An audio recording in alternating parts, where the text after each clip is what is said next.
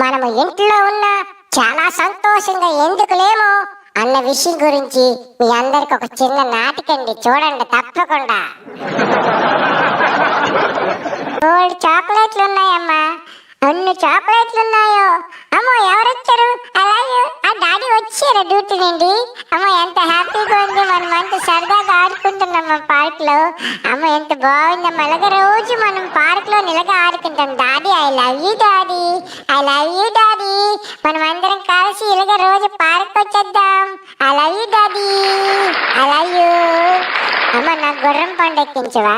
గుర్రం పండు కొంచెం బాగుంది బాగుంది బాగుంది.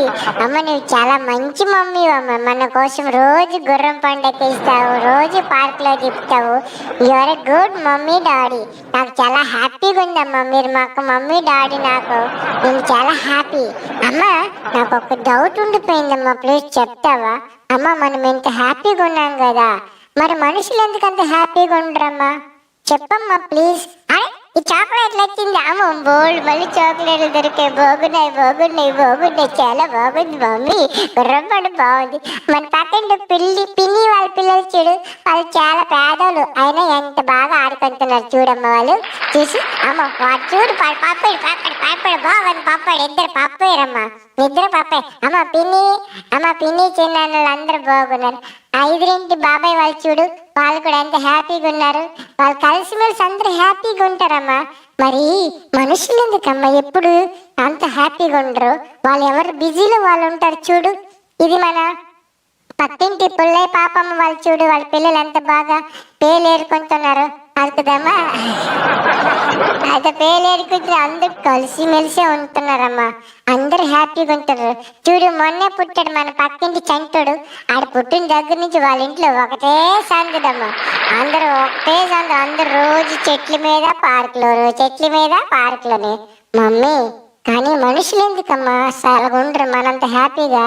వాళ్ళు ఎందుకమ్మా చెట్ల మీద ఆడుకోరు, చెరువుల దగ్గర కనిపించరు, కొండల్లో కనిపించరు, ఎక్కడ కనిపించరు, ఎప్పుడు ఇంట్లోనే ఉంటారా, బయటకు రారమ్మా వాళ్ళు?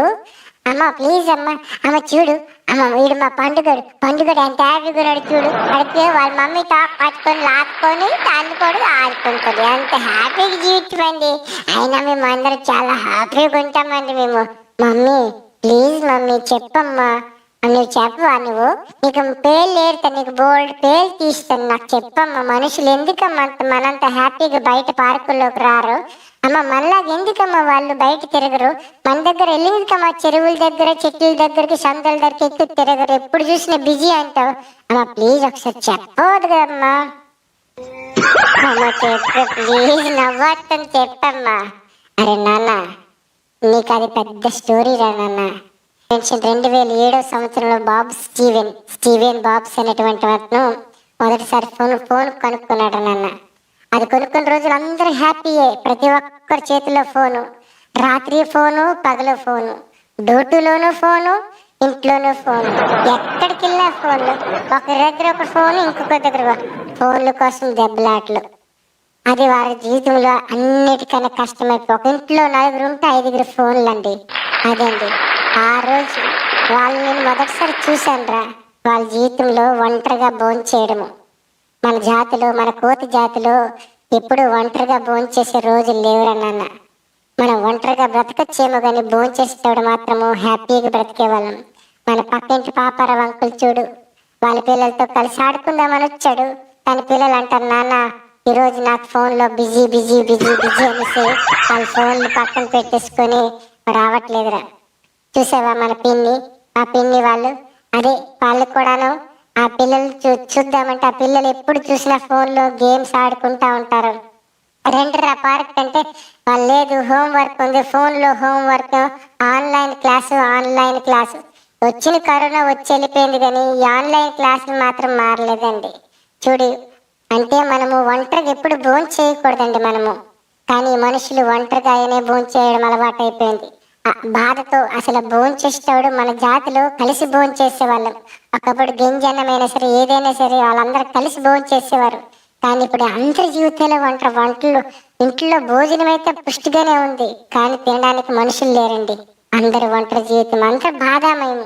అదే నా బాధ నాన్న, నీకు 5 సార్లు చెప్తామనుకున్నాను. చూసావా ఆ తల్లిదండ్రుల మొక్కలా బాధ. ఇవన్నిటికీ కారణము ఆ సెల్ ఫోన్ ఏంటండి. ఆ సెల్ ఫోన్ గురించి ఎన్నో విధాలు చెప్తాం అనుకున్నాము. మనుషులు ఒంటరితనం ఈ సెల్ ఫోన్ వచ్చేసి వాళ్ళు ఒంటరితనం చేసేసింది. నేనైతే అనను సెల్ ఫోన్ తీసుకొచ్చి భూమికి కొట్టేయంటారని మాత్రం నేను చెప్పనండి. కానీ ఒక మాట చెప్తాను వినండి సార్.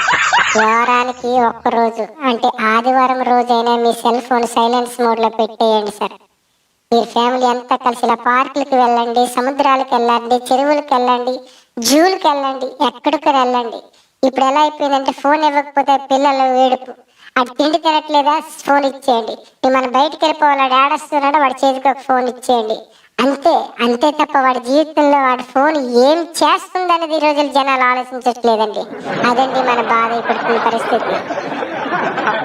చూసారండి, అందుకేనండి నేను చెప్తాను వారానికి ఒకరోజు ఆదివారం మీ సెల్ ఫోన్ సైడ్లు పెట్టేయండి, సైలెన్స్ మోడ్లో పెట్టేయండి, మీ ఫ్యామిలీస్తో తిరగండి, ఎంజాయ్ చేయండి. జీవితంలో మీరు ఎక్కడ తిరిగి అన్ని చోట్ల తిరిగి ఎంజాయ్ చేయండి. మీ జీవితంలో ఉదాసీనత పక్కన పెట్టేయండి.